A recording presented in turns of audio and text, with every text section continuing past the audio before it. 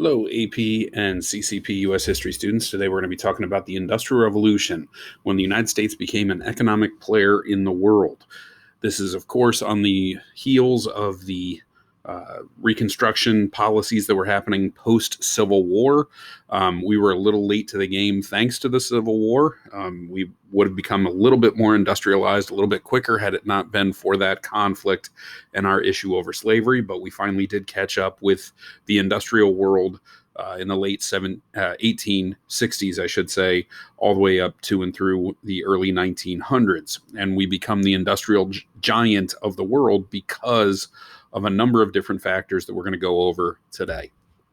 One of the main things that caused the industrial boom were the railroads. The railroads were around before the Civil War. If you remember, part of the Civil War strategy was taking railroad junctures.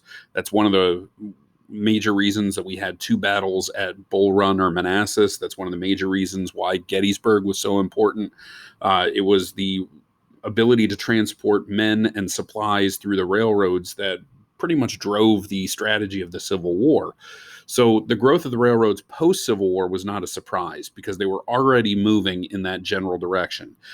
Congressional land in the West was being utilized for railroad construction, which meant that we were linking the coasts. And if you remember, it was James K. Polk who wanted to go from sea to shining sea.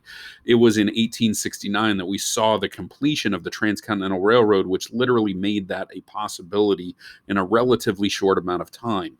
Prior to this, of course, they were using things like the Pony Express to get information out to the west coast of the United States in places like California and Oregon. Now they could actually use the Iron Giant. Two railroad companies called the Union Pacific and the Central Pacific joined forces to create the first transcontinental railroad. It used a tremendous amount of labor from immigrants. In the East, it was immigrants that were German and Irish. In the West, it was immigrants from China predominantly that were used in the workforces to finally get to Promontory Point, Utah in 1869 to complete the first transcontinental railroad. There were, of course, other transcontinental railroads that happened after that. One to a few to the north of the original route of the transcontinental railroad, a few to the south. The original one linked New York to San Francisco. And of course, this was massively important because now what used to take weeks or months to get information from one coast to the other now could be done in roughly six days, which of course improved trade, it improved communication, it improved military capabilities for the United States. It was a massive undertaking. Now, of course, those Western lands that were owned, quote unquote, by the United States government had Native Americans living on it. So there were Native American problems that came about because of this land usage and because of this new kind of technology that was impeding the Native American lifestyle. It was impeding the Native American ability to hunt properly, to settle properly, to move about their own territory, because of course the natives claim the same territory that the United States government did. So there were going to be problems with the natives because of this. That is going to be the subject of a later talk that we have over Native Americans. Now, of course, who are these industrial giants? More transcontinental railroads, like I said, happened. One was to the north through what is today Minnesota, traveling all the way out to what is today Seattle. There were others that linked up the southern regions. There were ones that went through Santa Fe and out to what is today LA. All this railroad building was done by major investors, people like Cornelius Vanderbilt, who is pictured here. He was known as the Commodore.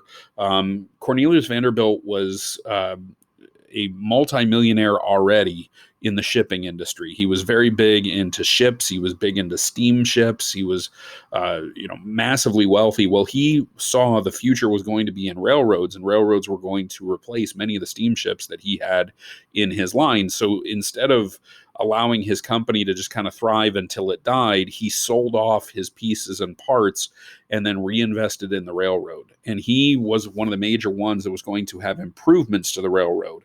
And the railroad was going to be revolutionary. They were going to get standard gauge tracks. They were going to make sure that, trains that were traveling on these transcontinental railroads never had to switch tracks, so to speak, and switch engines.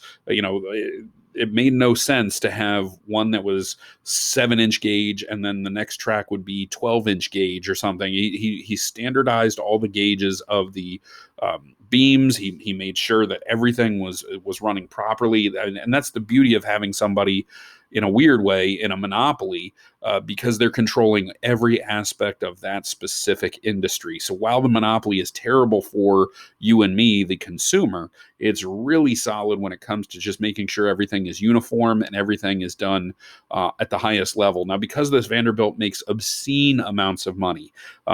He makes enough money to build Grand Central Station in New York City. He makes enough money to build his own university that's named after him in Nashville called Vanderbilt, and they're known as the Commodores, which was his, of course, nickname. Vanderbilt gets involved in a whole host of other things, too.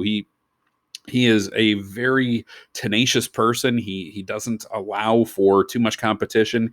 He is exactly the type of robber baron, as they were going to be known, that people kind of came to associate with this time period. Vanderbilt does not give money to any sort of charities or any sort of community groups or anything, because he feels like money should be earned and not given. So Vanderbilt's wealth is really unmatched for a time, and how expensive or how wealthy was he? When it comes down to it, if you've ever heard of the Biltmore Estate down in Asheville, North Carolina, that was the vacation home of his grandson. The largest mansion in the United States at that time was built as a vacation spot in the hills of North Carolina by his grandson. So his grandson had received so much money from him after his parents had passed on that he chose to use that money to build his own vacation home that was the biggest house in the United States. You can go tour it. I've been there. It's ridiculous. And again, that's 2 generations later, that money was building that kind of establishment, if you will. Now, of course, when you have this kind of money going around, there are going to be corrupt individuals that kind of seep in and cause problems. There are going to be stock issues. There were bribes left and right for government officials to turn the other way, or for people to kind of ignore some of the things that they were doing shady in the stock prices. They were not reporting the proper amount of of wealth, or proper amount of railroad sales or ticket sales, or whatever you want to call it. They were doing things that were absolutely considered shady, and this led to a number of problems. It led to one of the biggest economic depressions we had in American history before the Great Depression happened in 1929. In 1872, predominantly because of these really shady and underhanded deals during the Grant administration, where people were basically just kind of, taking government money, utilizing it to build these railroads, and then, kind of stealing from it, if you will. It's the same thing that happened to the Freedmen's Bureau, if you remember when we were talking about that from Reconstruction, where some of these government programs were basically just being, kind of taken advantage of by some pretty shady individuals. And that's what happened in the railroads during this time period, is there was really nobody overseeing it. And the government response, as you can see, is really slow, because it finally becomes a federal issue. And it takes an Interstate Commerce Act of 1887. So we're talking about 15 years after this that the government finally gets around to doing something about it.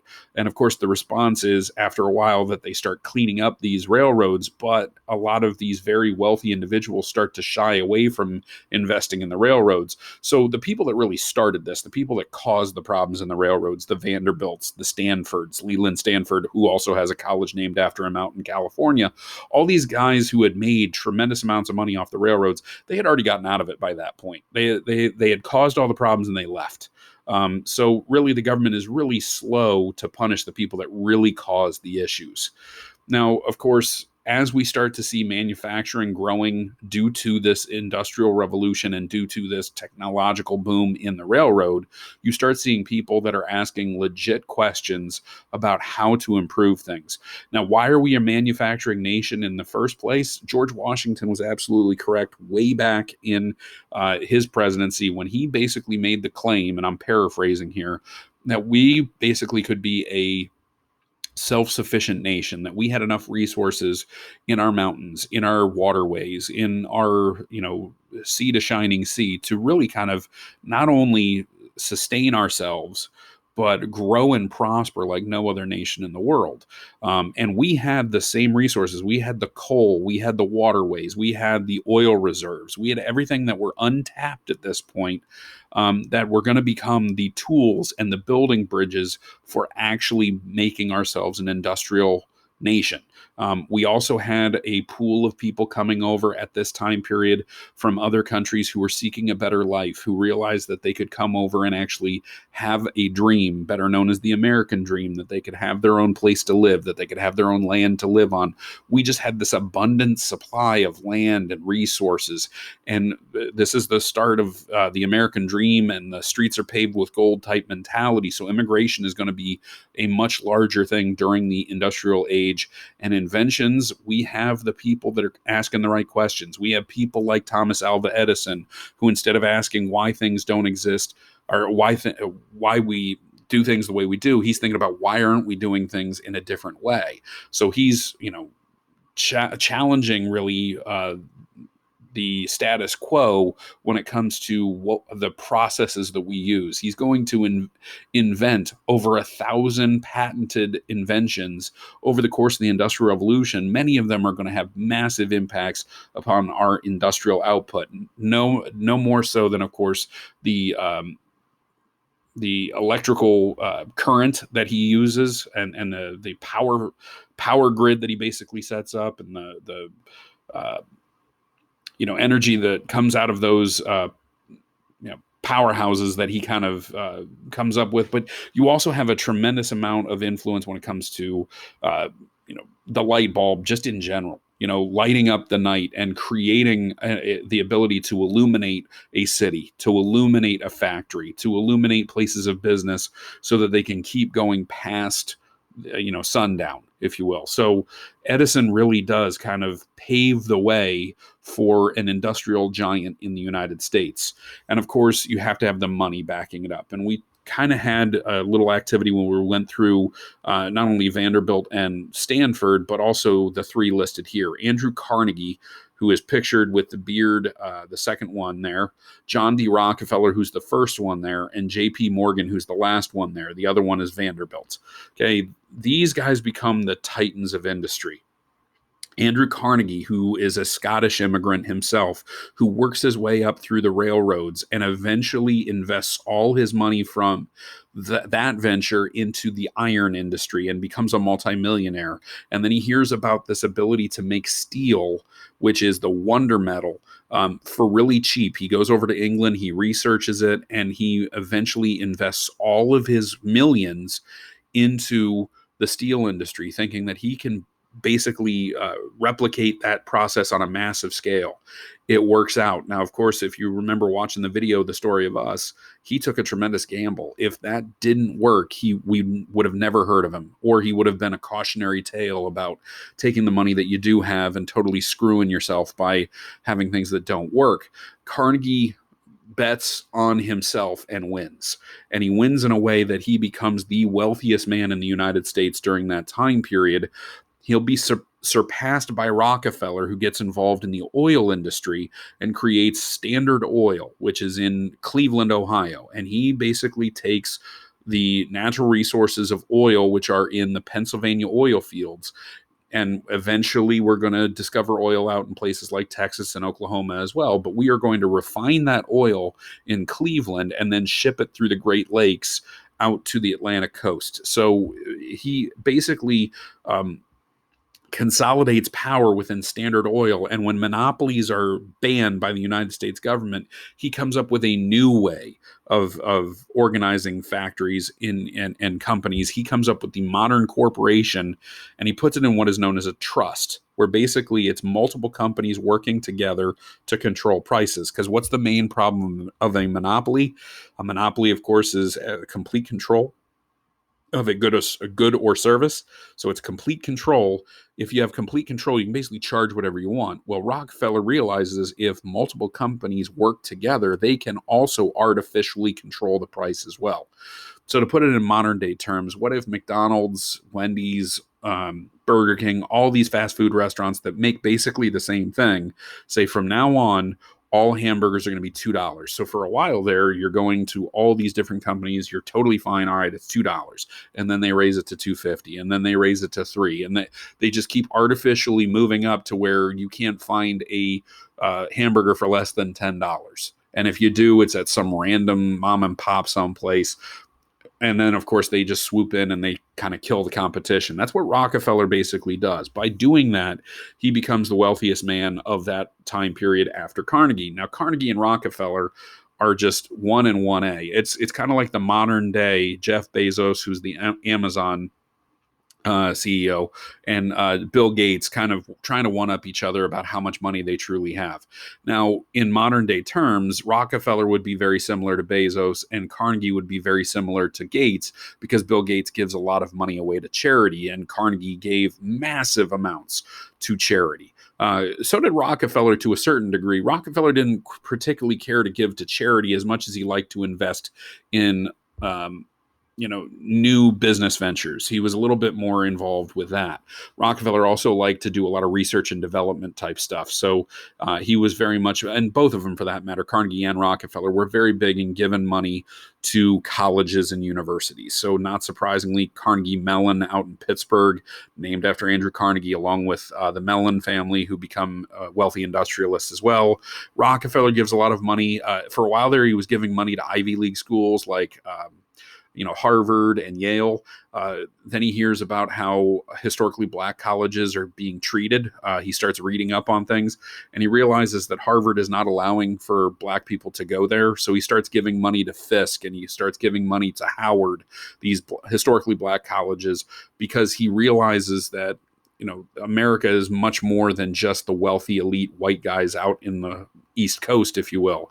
So Rockefeller, weirdly enough, kind of becomes one of the first civil rights one of the first people to propose for civil rights for African Americans by his money. I mean, he basically bankrolls what eventually becomes Spelman College down in Atlanta, Georgia.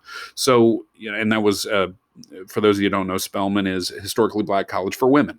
Because women were not allowed into some of these Ivy League universities, especially black women, and Rockefeller thought that was wrong. So these guys did do other things. So not only are they considered robber barons for the fact that they are accruing these massive amounts of wealth. And keep in mind, when I say massive amounts of wealth, Carnegie and Rockefeller and Morgan are all going to make more money than Bill Gates or Jeff Bezos would ever dream about. These guys would have somewhere in the neighborhood of, $500 billion right now. I mean, if we're talking about apples to apples comparison in their percentage of the GDP, I mean, these guys were literally percentages of the gross domestic product of the United States. Now, JP Morgan is going to outduel them all because he's going to get involved in banking and really kind of make money off of all of their different investments. He's eventually going to buy out Andrew Carnegie and Carnegie Steel when Carnegie kind of decides to hang it up after a while. So, I mean, these guys are just unbelievably wealthy. And they all believe in the gospel of wealth. And the gospel of wealth is that you make money in order to give some of it away, or at least utilize it for the betterment of society. But before you think they're all great and everything, and that's what would be classically termed a captain of industry, they're also big believers in social Darwinism. And if you remember Darwinism, Charles Darwin, is survival of the fittest, the theory of evolution. Well, social Darwinism is the idea that you survive based upon your wits. And the reason that they're so wealthy is because they're smarter than you. And that's really what it comes down to. They honestly believe that they are just smarter. They're better at things. And now, granted, some of these guys had a head start, and there's no question about it. But, this is a typical thing with wealthy people. There are some people, and you'll hear this every now and then, that there's new money and old money. Old money is, somebody that inherits their money. So for example, old money would be Paris Hilton. Paris Hilton did not earn her money on her own. She got her start because her parents owned a hotel chain. So she would be considered old money. So would Donald Trump. Donald Trump his father made most of the money for the family. Fred Trump in real estate in New York City. Donald Trump, he likes to say that he, through his own hard work and dedication, made his millions. Well, he got a $10 million loan from his father. Not many people can say, oh, well, to start my business, I got $1 million loan from my father. So old money means you already have established money. Carnegie was a new money guy. He started off at the bottom. He was an immigrant. He had no cash. Rockefeller came from a more wealthy family. So, there's always competition between these guys as to who really made their money, who really had to work hard. And social Darwinism plays a large amount in that. This is why they're so competitive. And it's no different nowadays because Bill Gates started off with nothing. I mean, he started Microsoft in a garage, his parents' garage, after dropping out of Harvard. And Jeff Bezos started Amazon as kind of a little startup company. So there's a reason why Gates and Bezos don't get along with people like Trump, because they had very different starting points, to say the least. And it's no different with these guys back then.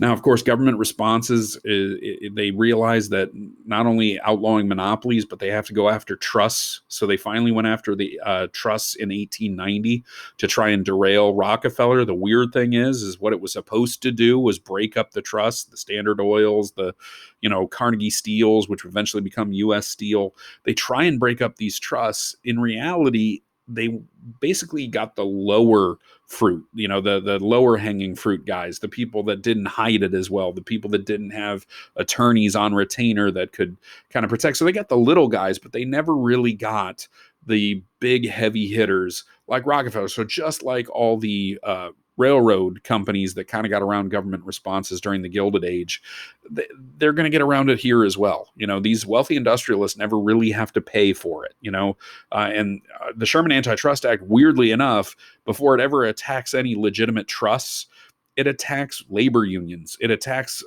organizations that are, helping the workers rather than hindering them. So in a weird way, the government response didn't do what it was supposed to do.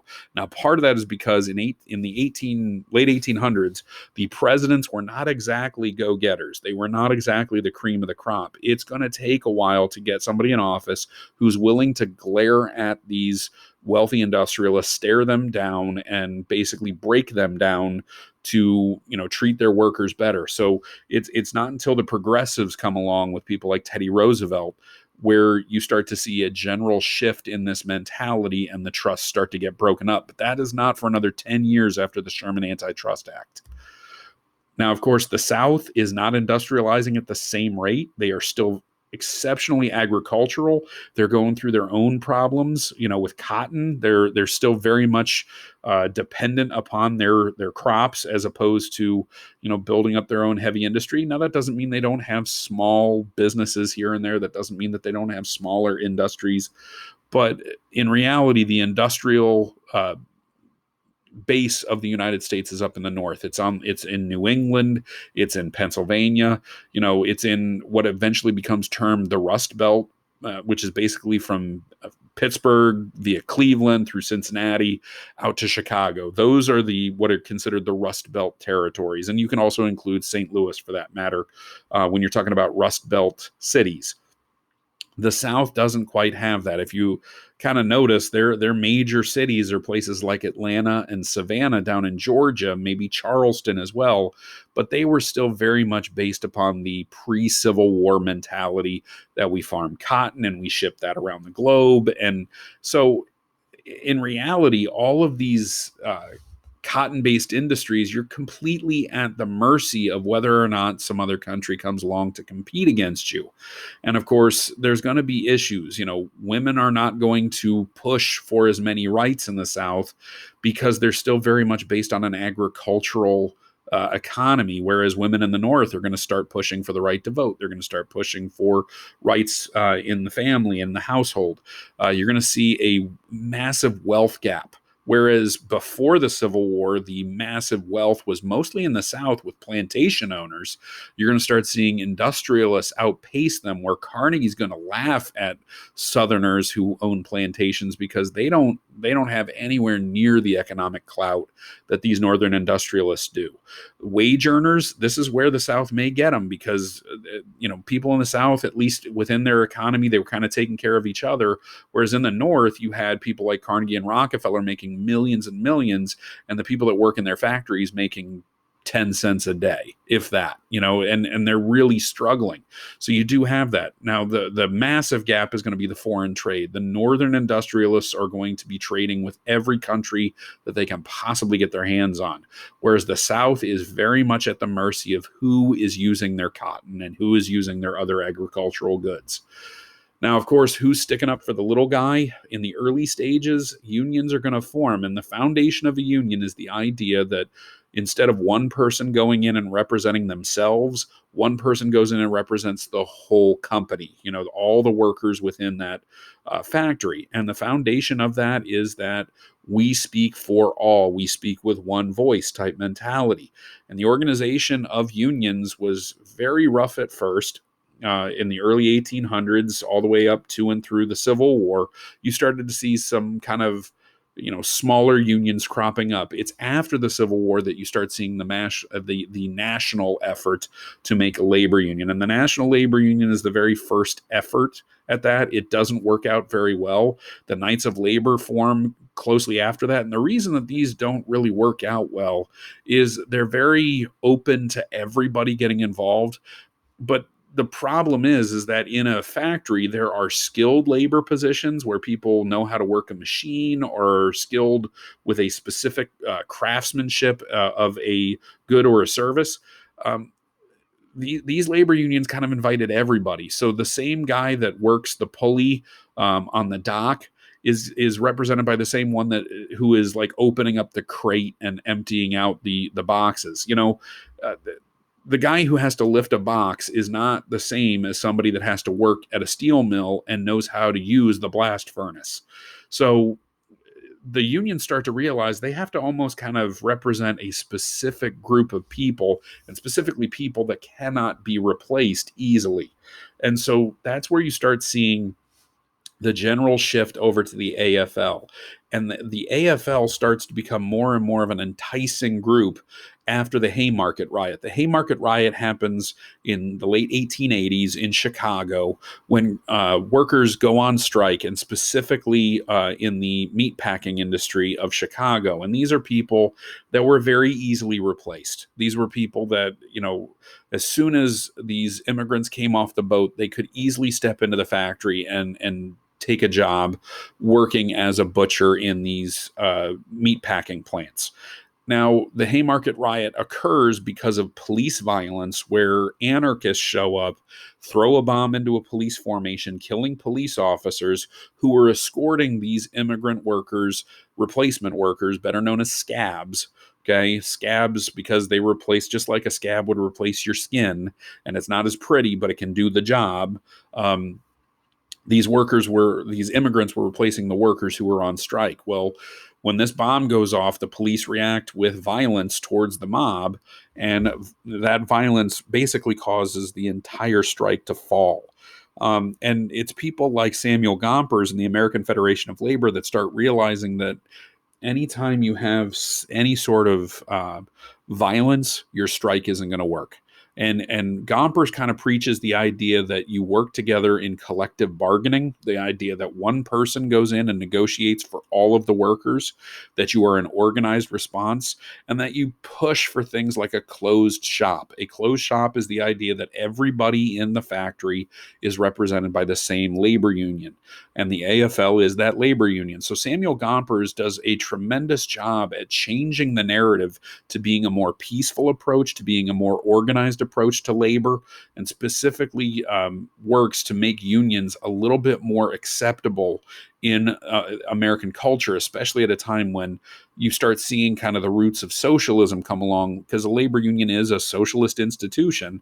Gompers is trying to point out that, yes, it's a socialist institution that can still work within a capitalist system. So Gompers is trying to dispel the notion that they're all communists, that they're all crazy, that they're trying to, take over the country. Gompers is basically just saying, look, I'm looking out for my workers, because the workers at this time period are working in some terrible conditions. They're working in factories that may not be heated. They may be working in factories that are overly heated in the summertime. Many of these workers are working 12, 14-hour shifts in very dangerous jobs. They don't get maybe the weekends off. They might get Sunday off to go to church, but other than that, they don't get a day off. They don't get vacation. They don't get health care benefits. They don't get any sort of safety net if they get hurt on the job. So labor unions like the AFL start to appeal to workers, because not only are they working for trying to raise your salary and better your conditions, they're trying to make sure that you're safe on your job. They're trying to make sure that you get benefits on top of what you're getting paid, trying to shorten your work days. So the AFL really kind of starts that general narrative that we need to change how labor is used, how labor is compensated, and how labor is treated. Now, on the urban frontier, which means cities, okay, there are movement to cities during the industrial age, because, of course, cities are going to grow. New York's going to grow in massive ways. And as you noticed from your video last week, it begins the vertical city, where you start realizing, hey, because of steel, we can start building up. We don't have to spread out in a massive city anymore. We can build upwards now. That comes with its own challenges, of course, as you saw from the Triangle Shirtwaist fire incident. There are going to be some problems that come along with a vertical city. I certainly would not have wanted to be one of the steel workers that was up there trying to put these buildings together, 70 stories up or something, like, no, thank you. I'm good. But needless to say, the urban frontier is going to change. Cities are going to change as people start to move away from the country, start to move into these cities, and especially as immigrants start coming in. And the new immigrants coming in, where are they from? I'm going to skip ahead here. Where are they coming from? Immigrants to the United States in 1900, you can see the percentages are from all over the place. You have, 16% coming from Ireland, 25% coming from Germany. Italy is a lot bigger than the percentage they have there during the late 1800s and the early 1900s. I think they're a little off here. I think a lot of this other percentage, 24%, is really a lot of Italians as well, because the source I got, the U.S. Immigration Services, I think that they were a little off here. But bottom line is, you have a tremendous amount of people coming in to participate in the Industrial Revolution, to participate in this streets are paved with gold scenario. Okay, and as they're coming in, the response is from the government. As you saw, political machines are going to be born and are going to become kind of standard operating procedure during the industrial age to represent the issues of these immigrants coming in, because they realize it's cheap and easy votes as soon as they walk in. Immigrants, of course, are going to push for reforms, but it's going to work both ways. There are going to be reforms that try and get rid or limit immigrants, and there are going to be reforms to try and embrace them. It's going to be the foundation for people like Jane Addams and Florence Kelley, who try and formulate new ways to take care of these immigrants as they come in, to assimilate them into American culture. You're going to see the establishment of the settlement houses, and we'll talk about that more when we hit the progressive movement. And of course, women are going to, these female immigrants that are coming into the United States, many of them are coming in by themselves, which is a foreign concept here, that women were coming in on their own, specifically to find their own way in the world, to find their own job. This is going to have a massive impact moving forward on the women's rights movement. So needless to say, there are immigration problems, of course. Nativism grows. Nativism, the idea that we promote people that are born here first, the America First mentality. This is, dare I say it, MAGA territory, make America great again. This was very anti-immigrant in this mentality that, Americans should come first. And this has been a prevalent belief structure all the way through the United States history, even though we are a nation of immigrants. We are a nation of people that came from other countries at some point during, unless you're a Native American, 100% Native American, you are an immigrant. You are a product of an immigrant of some sort.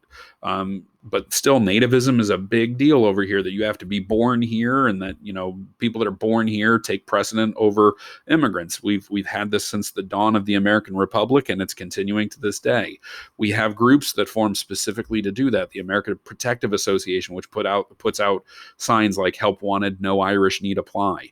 That we don't want any sort of specific immigrant group participating.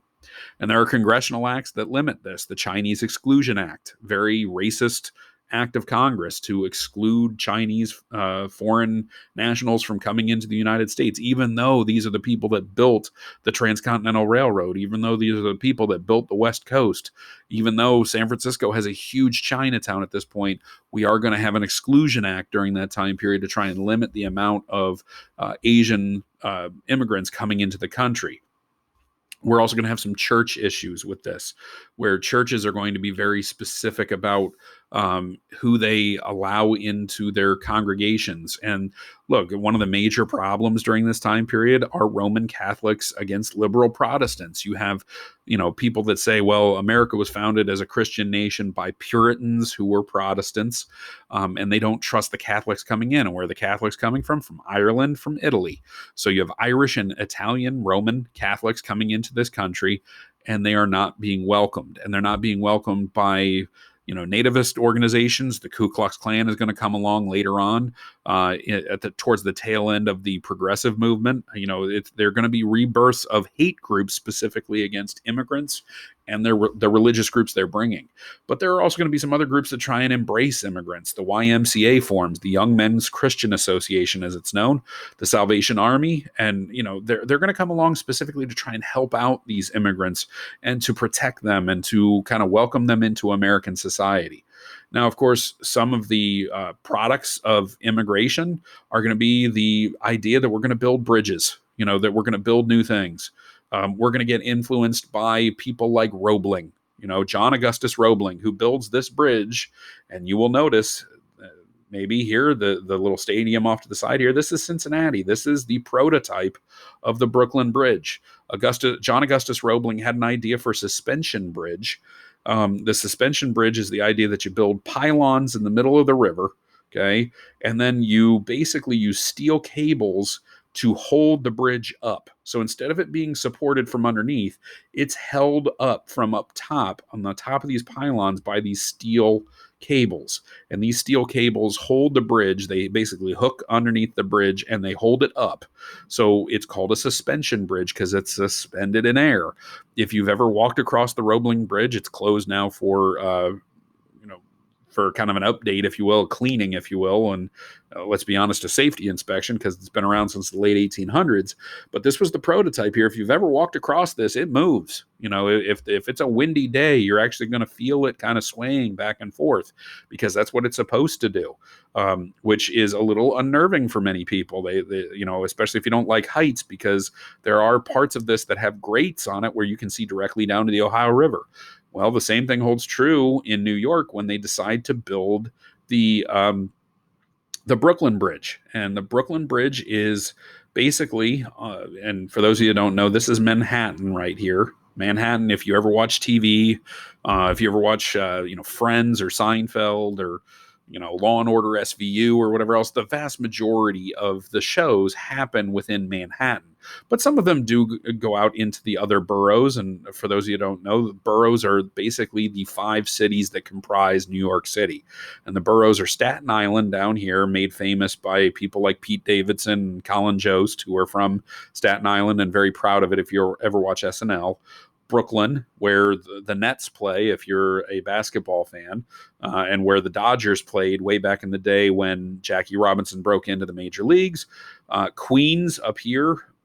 My father's family lived in Queens for quite some time. I used to go out and spend my summers in Queens myself. The Bronx up here, That's where J-Lo is from, and the New York Yankees. And then Manhattan, like I said, which is where most of the tourist attractions, most people that go to New York City are going. When they say, "Oh, I went to New York City," most people are going to Manhattan because that's where all the touristy things are. That's where Broadway is. That's where Times Square is. That's unfortunately where the Twin Towers used to be, and now the Liberty Tower. All those and Empire State Building and things like that are all in Manhattan.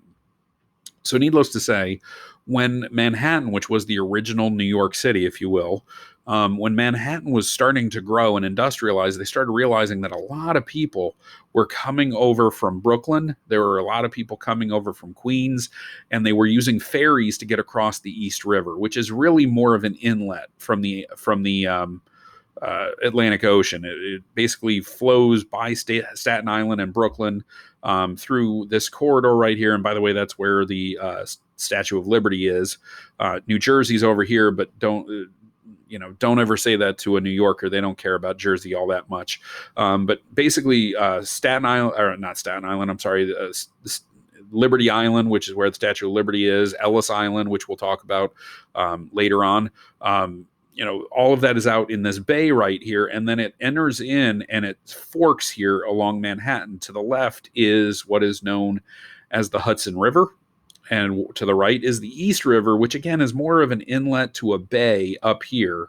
And it's really fast moving, and it's really unpredictable. So this is not an easy place to build a bridge, but they decided to try it. And when Roebling said, "I think this would work," the people of New York basically said, "Find a city crazy enough to build it, to try it out, and we'll give you a shot." And cue Cincinnati. Cincinnati was like, "Hey, we'll give it a shot."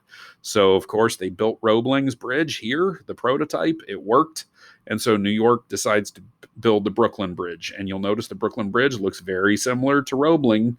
It's finished by his son because John Augustus Roebling ends up dying. Washington Roebling also gets pretty sick because of what is known as the bends, from diving down to help out building these pylons, because diving underneath water can be very dangerous. And if you come up too quickly, the water pressure that has been put on your body can cause massive problems in your joints. It can even kill you.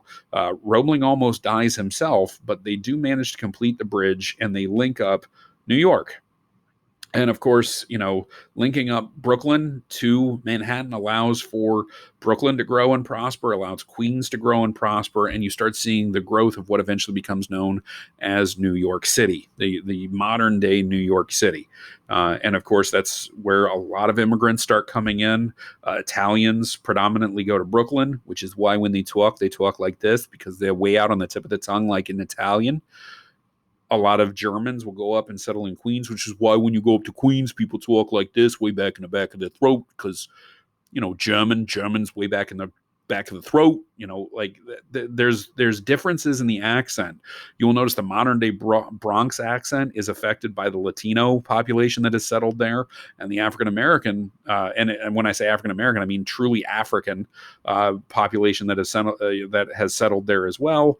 And of course, Staten Island is just kind of a hodgepodge of all different types of people, and it's kind of like the ugly stepchild of New York City. A lot of people make fun of Staten Island, especially in the other boroughs. I personally, I think it's because they're so close to New Jersey. Because honestly, if you ever go to New York City, a true New Yorker is going to say nasty things about New Jersey. There's just a huge rivalry there between the two states. Just FYI, if you ever go to New York City, be prepared for some nasty statements about Jersey, or Joyzy as they're called. Anyway, we're going to get to this other stuff in another presentation. I've been talking long enough. So hope all of you are doing well. Stay safe, stay happy, stay healthy, and hopefully we'll see you soon.